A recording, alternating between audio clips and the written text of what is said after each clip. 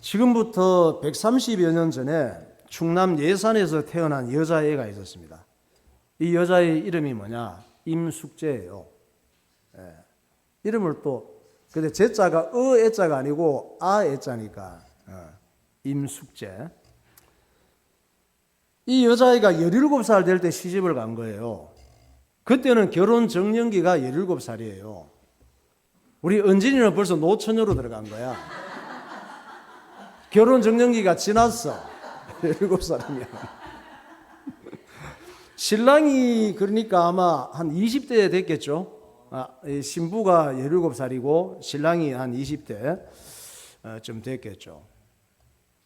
그러니까 우리로 보면 아마 제우 정도, 제우나 지우 정도 신랑이 이렇게 아마 좀 나이 든 신랑이야. 그 정도면. 예. 그렇게 됐고 어떤 경우는 17살이 결혼 정년기인데 신랑이 나이 적은 경우가 많아서 15살 이렇게 돼서 그러니까 은성이 정도면 이제 결혼해서 또 신랑이 되는 이런 상황이죠. 효원이도 마찬가지고 그때 가면 가장이야 그때는. 예. 그런데 결혼하고 나서 얘가 17살에 결혼하고 19살 때 2년 후에 신랑이 갑자기 죽은 거예요. 참 기구한 운명이지. 예? 청천벽력 같잖아요. 그러니까 동네 사람들이 좀 안쓰럽게 생각해 주면 얼마나 좋아. 위로해 주고 참 어린 나이에 시집 와서 어떻게 이런 일을 당했냐 그러면서 품어주고 그래야 되는데 신랑이 여자 잘못 만나서 죽었대. 신랑 잡아먹은 년이래요. 팔자도 센 년이래. 온갖 억울한 소리를 다 하는 거야. 어른들이 왜 그럴까? 몸만 어른이지 인격은 애기 같아서 그런 거예요. 이런 사람들이 많아. 몸은 어른인데 해서 안 될 생각, 해서 안 될 말.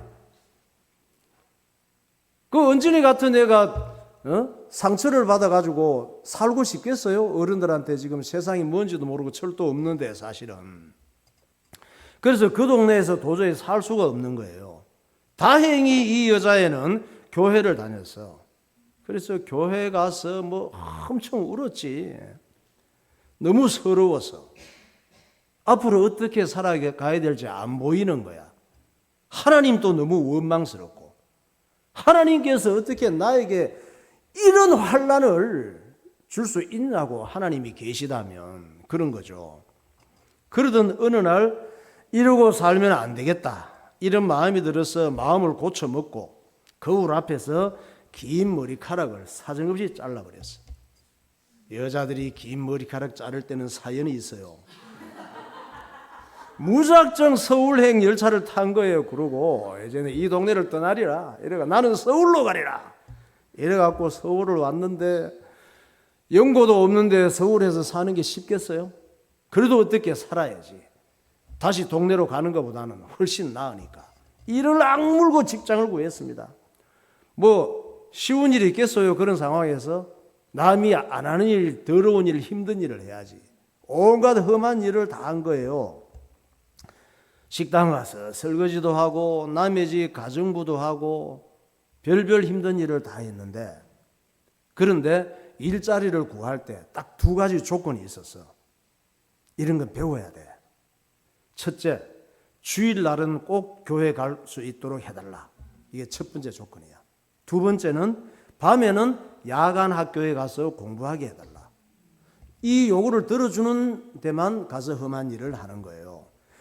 그렇게 해서 하루 종일 고되게 일하고 밤에는 용산 그쪽에 숙명 그쪽 지역으로 갔나 봐. 용산역으로 갔는지 몰라도. 그래서 숙명여학교 야간부에서 공부를 한 거예요. 얘가 공부를 예사로 했겠어요? 얼마나 악착같이 했는지 숙명여학교 야간부에서 최우수 장학생이 된 거야. 이렇게 되니까 주변에서 또 어른들이 기특하잖아. 일본 유학길까지 열린 거예요. 그로부터 6년, 7년이 지난 다음에 한국으로 돌아왔어. 거기서 이제 선생님이 된 거지. 교직 생활을 하다가. 그때는 일제시대거든. 일본 식민지 시대인데 그렇게 교직 생활을 하는데 1945년 일본이 원자탄을 맞고 항복을 했잖아요. 그 우리나라가 해방이 된 거야. 해방이 되니까 해방이 되면서 이 숙명여학교가 숙명여자대학교로 바꿔진 거예요. 여기서 이 임숙재가 나이가 50대가 이제 됐지. 그때는 50대가 됐는데 임숙재 씨가 초대 총장이 된 거야. 여기에서 숙명여대 초대 총장 한번 봐봐요. 저분이에요. 지금 좀 세련되게 뭐 파마하고 이러진 않았지만 저 시대는 이제 그때 초대 총장으로 저분이 됐단 말이에요. 신랑이 19살 때 갑자기 안 죽었으면 이름도 없이 빚도 없이 시골 할머니가 되어서 살다가 죽었을 텐데 어린 신랑이 죽은 게 잘 된 건가? 그리고 동네 사람들이 온갖 서러운 말을 다 했잖아요. 하나님께서 서러운 말을 시킨 것 같아. 온갖 서러운 말을 안 하고 따뜻하게 대해주고 품어주고 이랬더라면 평생을 그게 좋아서 예산에서 과부로 살았을 텐데 그렇게 서럽게 만든 게 잘한 건가? 하여튼 그래서 서울로 가게 된 거예요. 이를 악물고. 여러분 우리가 살다 보면 생각지 못한 불행을 만날 때가 참 많아요. 세상에는. 그리고 서럽고 억울하고 앞이 캄캄할 때도 많습니다. 앞이 안 보이는 이런 일들이. 이때 이제 마귀는 자기 운명을 저주하게 만들어. 내 인생은 왜 이런가? 부모를 원망하게 만들어. 내가 이런 부모 만나서 이 지경이 됐구나. 그리고 다른 사람에게 책임을 전가시켜. 나는 다 잘했는데. 그리고 인생을 비관해요. 낙심하고 절망하게 만들어. 그런 마음을 주는 것이 마귀의 역사란 말이에요. 그러나 하나님 앞에 탄식하고 기도하면 하나님께서 그 마음에 평안을 주시고, 할렐루야. 하나님 앞에 탄식하고 기도하면 하나님께서 그 마음에 평안을 주시고, 새로운 생각을 주시고, 주변 환경을 바꾸어 주시는 줄 믿으시기 바랍니다. 그래서 아무것도 염려하지 말고 하나님께 맡기고 기도하라고 하시잖아요. 빌립보서 4장 6절 보세요.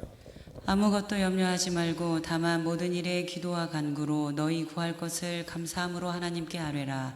그리하면 모든 지각에 뛰어난 하나님의 평강이 그리스도 예수 안에서 너희 마음과 생각을 지키시리라. 그러니까 어떻게 살면 돼요? 그저 예배드리고 기도하고 살면 돼요. 힘드는 거 없어요. 우리가 예배하고 기도하면 어떤 일이 일어나느냐? 무슨 일이 일어나?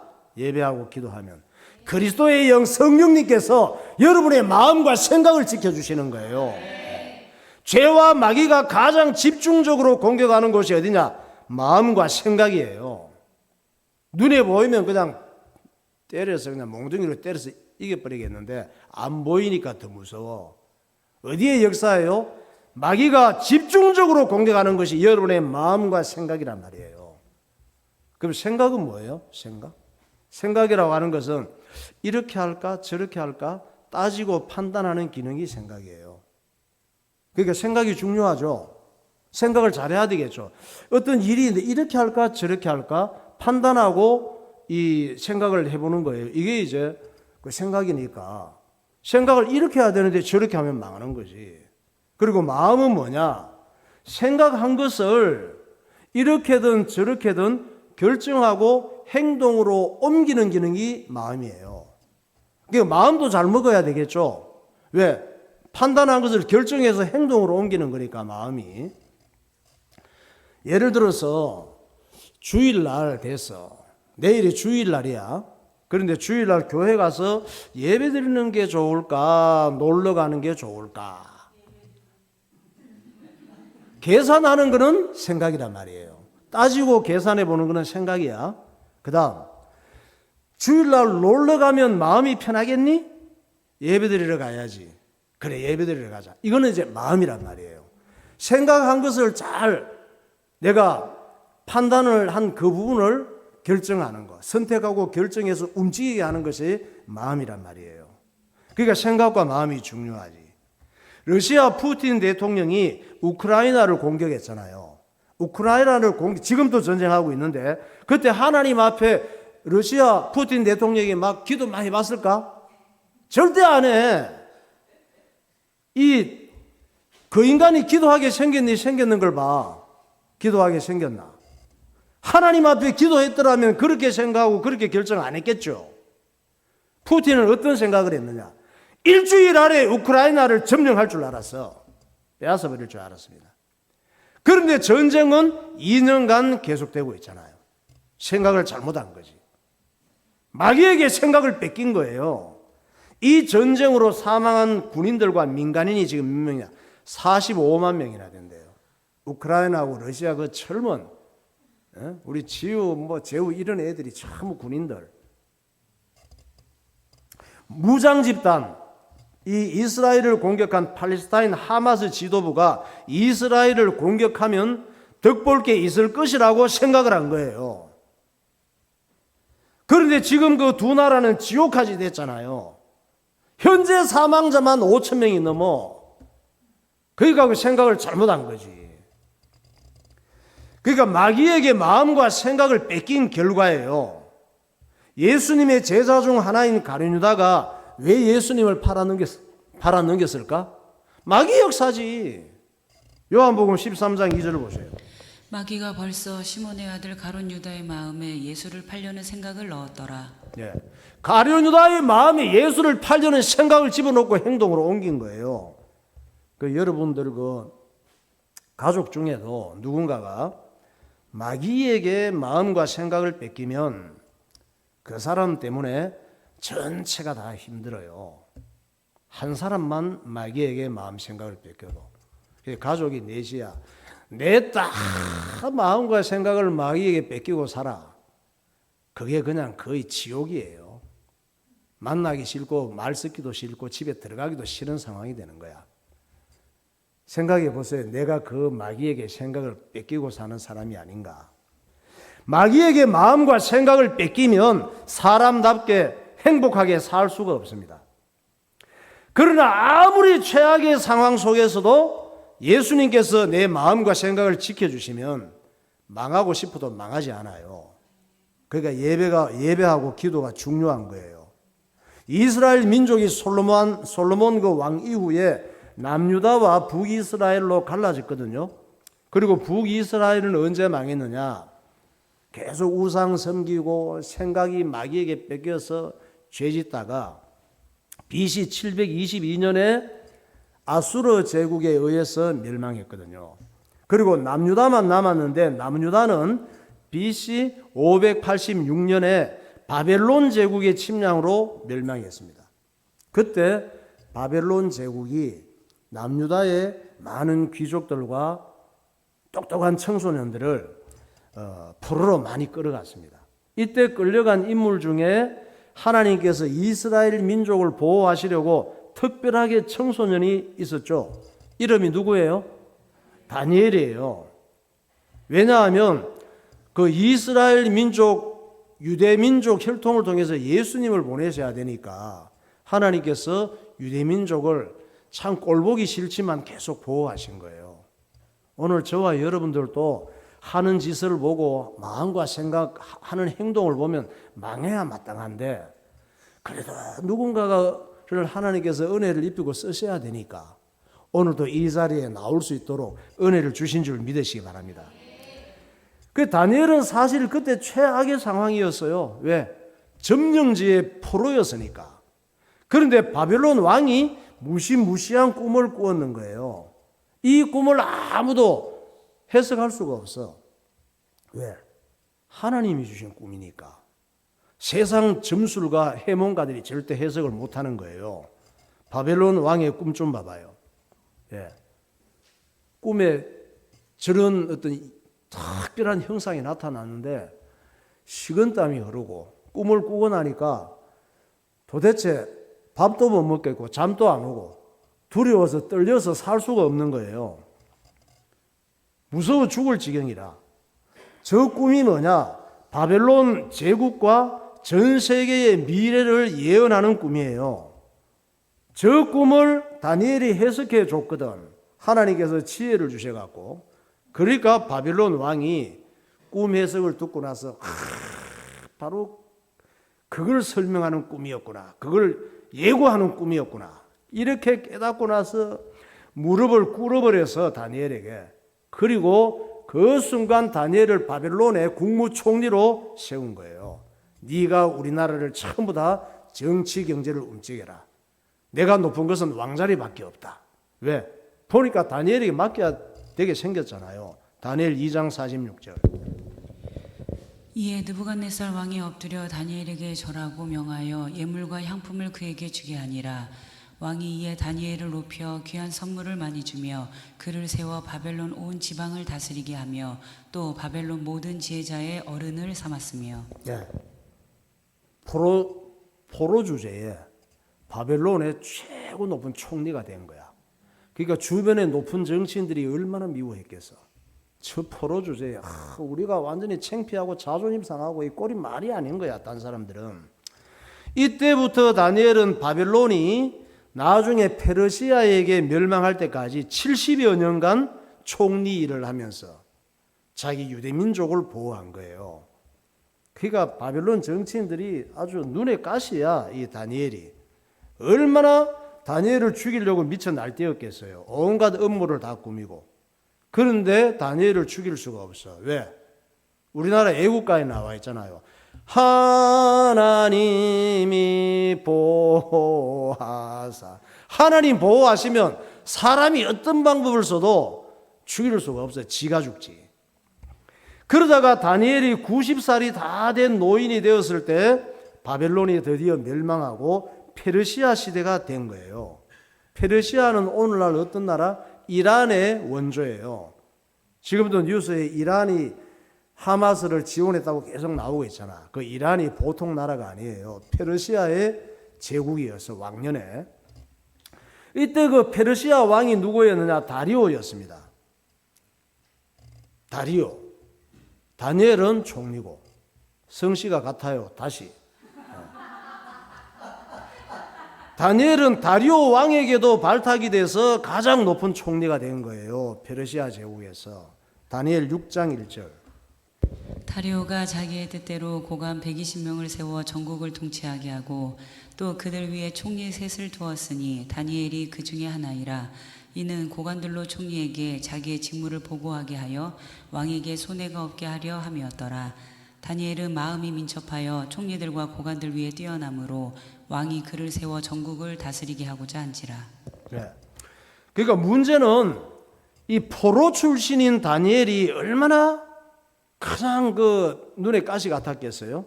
그래서 다니엘을 무시하고 시기하고 질투하고 미워해서 죽이려고 하는 총리들과 고관들이 뭐 수백 명인 거야. 다니엘이 너무 꼴보기 싫으니까 저거 포로 주제에 작은 나라에 이들은 눈만 뜨면 다니엘을 죽일 궁리만 하는데 그러다가 다니엘을 죽일 방법을 찾은 거예요. 다른 걸로 볼 때는 다 다니엘이 지혜롭게 하니까 또 하나님께서 막아주시니까 찾을 수가 없어. 이 다니엘을 죽일 궁리를 하고 죽일 방법을 찾는 게 하나님 주신 마음일까? 완전히 마귀가 주는 마음이지. 그런 생각이지. 그래서 어떻게 죽일 것이냐 방법을 찾았는데 가만히 뒷조사를 해보니까 다니엘이 하루에 3번씩 꼭 무릎을 꿇고 자기가 섬기는 하나님께 예루살렘을 향해서 기도하는 거예요. 왜? 다니엘은 이 시대를 하나님께서 볼 수 있도록 또 이사야 선지자를 통해서 바벨론 시대에 바벨론이 70년 후에 고레스라고 하는 왕이 페르시아에서 일어나서 바벨론을 치고 너희 민족을 예루살렘으로 돌려보낼 것이다. 이 예언을 알고 있었거든. 그리고 그 예언대로 바벨론이 70년 만에 망하는 것을 바벨론의 현장에서 봤단 말이에요. 그러니까 이제 예루살렘으로 돌아갈 날을 하나님 약속을 붙잡고 오면서 계속 기도한 거지. 무릎을 꿇고 자기가 섬기는 하나님께 기도하는데 저걸 이용해서 죽일 수 있겠구나 이렇게 한 거예요. 그래, 페르시아 제국의 모든 국민들은 임금님 외에 어떤 신이나 어떤 사람에게나 절하거나 기도하면 사자굴에 던져넣는 법을 만들자 이렇게 한 거예요. 왕이 다리오 왕이 이걸 마다할 이유가 없어요. 자기를 신처럼 떠받들겠다는데 오직 이 왕에게만 절하고 왕만 섬기고 다른 것에게는 사람이고 신이고 아무고 왕보다 더 높여서 절하거나 또 뭐 섬기면은 사자굴에 던져 넣는다고 하니까 왕 입장에서는 아이고 얘네들이 나를 참 알아보네 그러면서 그 법을 통과시켜 주지. 그리고 이 다니엘을 죽이려고 하는 사람들은 아마 이 법이 통과된 후에도 다니엘은 틀림없이 계속 진의 하나님께 무릎 꿇고 기도할 거니까 그때 경찰을 불러서 현장을 덮치자 이렇게 계획을 세운 거예요. 다니엘 6장 5절. 그들이 이르되 이 다니엘은 그 하나님의 율법에서 근거를 찾지 못하면 그를 고발할 수 없으리라 하고 이에 총리들과 고관들이 모여 왕에게 나아가서 그에게 말하되 다리오 왕이여 만수무강하옵소서. 나라의 모든 총리와 지사와 총독과 법관과 관원이 의논하고 왕에게 한 법률을 세우며 한 금령을 정하질 것을 구하나이다. 왕이여 그것은 곧 이제부터 13일 동안에 30일 동안에 누구든지 왕 외에 어떤 신에게나 사람에게 무엇을 구하면 사자굴에 던져넣기로 한 것이니이다. 네, 어떤 법이냐? 지금부터 오늘부터 법이 왕이 결재한 순간부터 30일 동안 사람에게나 어떤 신에게나 왕 외에 절을 하면은 굶주린 사자굴에 던져넣읍시다. 이 법을 국회에서 하는 게 뭐예요? 무슨 법을 뭐 한다고 그래? 예, 하여튼 법을 이렇게 만들자고 한 거야. 그러니까 결국은 이 법이 통과되고 말았습니다. 그러면 다니엘은 30일만 조금 절제하고 참으면 되잖아. 참았다가 30일 후에 다시 기도하면 되잖아. 왜? 30일만 시행하는 일시적인 법이니까. 그런데 다니엘을 죽이려고 하는 사람들은 확실하게 알고 있었는 거예요. 다니엘은 사자굴에 던져지는 줄을 알고도 틀림없이 기도할 거야. 그러니까 30일이면 충분하게 다니엘을 죽일 수 있는 시간이 돼. 이렇게 본 거지.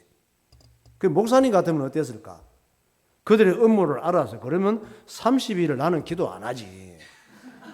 그리고 그들이 경찰을 보내서 망을 보면은 망을 보는 걸 알잖아. 그러면 그쪽을 보고 내가 내롱하고 내가 기도할 줄 알아? 30일 가는 안 해. 이랬을 거 아니야, 나 같으면은. 그런데 역시 다니엘은 나하고 달라요. 뭐가?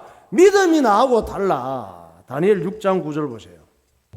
이에 다리오 왕의 조서에 왕의 도장을 찍어 금령을 내니라. 다니엘이 이 조서에 왕의 도장이 찍힌 것을 알고도 자기 집에 돌아가서는 윗방에 올라가 예루살렘으로 향한 창문을 열고 전에 하던 대로 하루 3번씩 무릎을 꿇고 기도하며 그의 하나님께 감사하였더라. 예. 이 도장이 결제가 나가지고 걸렸다 하면 사자밥이 되는 걸 알고서도 예루살렘을 향해서 그것도 창문을 열어놓고 봐라 나를 죽이를 주면 죽여라 그러면서 기도한 거예요. 그러면 다니엘이 하루하루 사는 게 괴롭고 지긋지긋해서 하도 자기를 죽이려고 하는 사람들이 많으니까 그래서 이 기회에 차라리 죽으려고 일부러 그렇게 문 열어놓고 기도했을까? 아니에요. 다니엘은 누가 죽인다고 하는 것 때문에 자기가 하나님 앞에서 하던 일을 물러설 수 없었어요. 그것이 다니엘의 믿음이었어요. 하나님께서 이런 믿음을 배우라고 다니엘서를 주신 줄 믿으시기 바랍니다. 찬양하겠습니다. 금보다도 귀한 믿음. 금보다도 귀하다.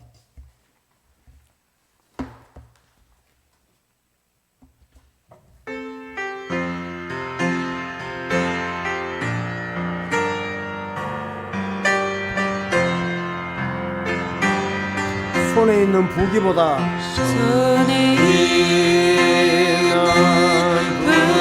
무기보다 주를 더 사랑하는 것 이슬 같은 목숨보다 이슬 같은 목숨보다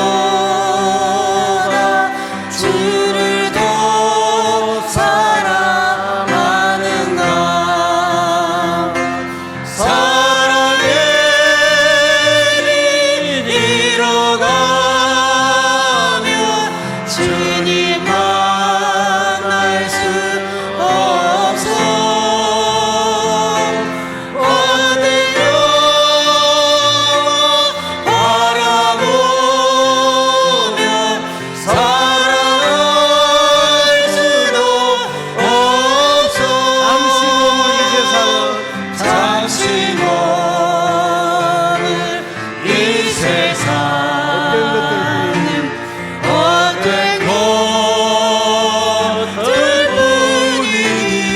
사랑하는 마음 주를 사랑하는 마음 그보다 높이 나가 큰 물결이 뛰노라도 큰 물결이 뛰노라도 주를 또 찬양하리 큰 환난이 닥쳐와도 그 환난이 닥쳐와도 주를 또 찬양 깊은 잠에 빠진 영혼 깊은 잠에 빠진 영혼 주님 만날 수 없어 근심 걱정 많은 자는 근심 걱정 많은 자는 찬양할 수도 없어 잠시 머문 이 세상은 헛된 것들뿐이니 주를 찬양하는 마음 주를 찬양하는 마음 그보다 높이 나가 아멘. 거기까지 하겠습니다. 여러분이 본문의 주인공인 스바냐 선지자가 활동할 때는 BC 6세기경이었습니다. 이 시대에는 스바냐 선지자가 활동할 때 누가 같이 활동했느냐? 예레미야 선지자, 또 조금 더 앞에 활동했던 하박국 선지자 같이 사역하던 시대였어요. 왜냐하면 왜 이렇게 중요한 선지자들을 하나님께서 세우셨느냐 그 시대에. 왜냐하면 이 히스기야 왕의 아들이 누구? 잊어버렸죠? 므낫세 왕. 그리고 손자인 아몬 왕이 하도 우상을 섬기며 이스라엘을 말아먹을 짓을 하니까 하나님께서 중요한 선지자들을 많이 그 시대에 일으키신 거예요. 그러니까 예레미야, 하박국, 스바냐 이런 선지자들이 그 시대에 일어난 거야. 마침내 어떤 일이 일어났느냐? 열왕기하 21장 20절이에요. 아몬이 그의 아버지 므낫세 행함같이 여호와 보시기에 악을 행하되 그의 조상들이 하나님 여호와를 버리고 그 길로 행하지 아니하더니 그의 신복들이 그에게 반역하여 왕을 궁중에서 죽이매. 예. 히스기야 왕의 손자가 15대 왕 아몬이라 그랬잖아요. 아몬이 가장 자기 측근 배신자들이 되어서 암살당하는 거예요. 그리고 아몬 왕의 아들인 요시야가 8살에 남유다 16대 왕이 되는 거예요. 우리가 보면 8살 애기가 어떻게 남유다 왕을 할 수 있나? 할 수 있어! 차라리 애비한테 못된 것만 배우고 어른이 된 사람보다 아무것도 모르는 애기가 더 나아요. 왜냐? 스바냐 선지자가 가르치면 되니까. 우리 교회도 스바냐 선지자 같은 분들이 많아요. 주일학교 선생님들이에요. 현장에서 전도하는 선생님들, 집사님들. 스바냐 선지자야 다. 아동부 우리 어린이들을 가르치는 교사들, 어린애들한테 하나님 말씀 가르치는 사람들. 부모가 할 수 없는 거, 학교가 할 수 없는 거, 나라가 해줄 수 없는 거 하는 거예요. 중고등부, 청년부 우리 교사들, 스바냐 선지자예요. 8살에 남유다 16대 왕이 된 어린 요시야가 스바냐를 비롯해서 주의 종들을 통해서 은혜를 받고 남유다를 개혁하는 인물이 되는 거예요. 그래서 어릴 때 하나님 말씀이 제대로 들어가는 게 정말 중요해요. 어릴 때 이 머릿속에 지저분한 거, 세상 문화, 음란한 거, 더러운 것들이 들어가면 평생 그거 갖고 살아요. 악취 풍기면서. 이 나쁜 것이 들어가면 우리 생각 속에서, 체질 속에서, 습관 속에서 안 빠져나와, 안 빠져나와. 그런데 운 좋게 어쩌다가 빠져나오는 경우가 있어요. 어떤 경우냐? 은혜 받으면 빠져나와. 하나님 은혜를 말씀을 두고 은혜 받으면 이게 밀려나가 버린다니까. 열왕기하 22장 1절 보세요. 요시야가 왕이 오를 때에 나이가 8세라 예루살렘에서 31년간 다스리니라. 그의 어머니의 이름은 여디다요 보스가 아다야의 딸이더라. 요시야가 여호와 보시기에 정직히 행하여 그의 조상 다윗의 모든 길로 행하고 좌우로 치우치지 아니하였더라. 8살의 왕위에 올라서 남유다의 16대 왕으로 올라서 주의 종들에게 하나님 말씀을 배운 요시야 왕은 아버지 아몬처럼 살지 않았어요. 할아버지 므낫세처럼 망하는 인생을 살지 않았어. 성경에 뭐라 그래요? 요시야가 여호와 보시기에 정직히 행하고, 할렐루야, 그의 조상 다윗의 모든 길로 행하고 그랬잖아요. 그 다윗은 어떤 인물이냐? 다윗은 구약시대 예수님을 상징하는 인물이에요. 그러니까 요시야가 다윗의 모든 길로 행했다, 이 말씀은 요시야는 예수님을 붙잡고 예수님을 따라갔다는 말씀이에요. 요시야 왕은 스바냐 선지자의 경고를 겸손하게 받아들였습니다. 스바냐서에 보면은 경고하거든요. 이 민족을 향해서 너희들이 망할 짓을 어떻게 하고 있다는 것을 경고하는 것을 그냥 듣고 나서 자존심 상하고 막 그냥 미워하고 화내지 않고 하나님 말씀으로 받아들였단 말이에요. 스바냐 1장 17절. 내가 사람들에게 고난을 내려 맹인같이 행하게 하리니 이는 그들이 나 여호와께 범죄하였음이라. 또 그들의 피는 쏟아져서 티끌같이 되며 그들의 살은 분토같이 될지라. 그들의 은과 금이 여호와의 분노의 날에 능히 그들을 건지지 못할 것이며 이 온 땅이 여호와의 질투의 불에 삼켜지리니 이는 여호와가 이 땅 모든 주민을 멸절하되 놀랍게 멸절할 것임이라. 그 아버지와 할아버지가 왜 망했습니까? 하나님 말씀을 가볍게 생각하다가, 하나님 말씀을 가볍게 듣지 마세요. 하나님 말씀을 무릎 꿇고 받는 겸손한 사람이 되시기 바랍니다. 예수님을 사랑하고 예수님을 따라가는 삶을 살아가시기를 예수 이름으로 축원합니다. 기도하겠습니다. 숙명여대 초대 총장인 임숙재 여사는 정말 암울한 인생이었습니다.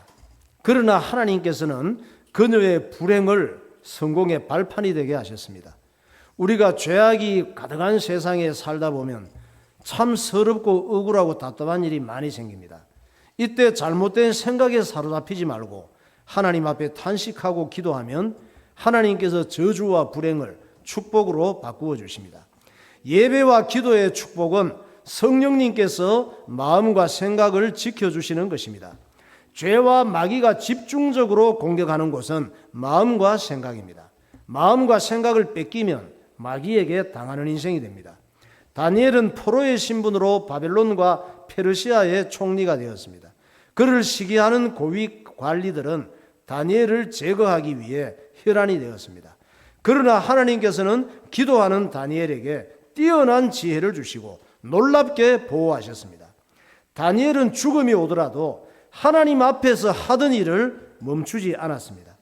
어릴 때 하나님의 말씀을 받은 요시야 왕도 부모가 하지 못한 개혁을 할 수 있었습니다.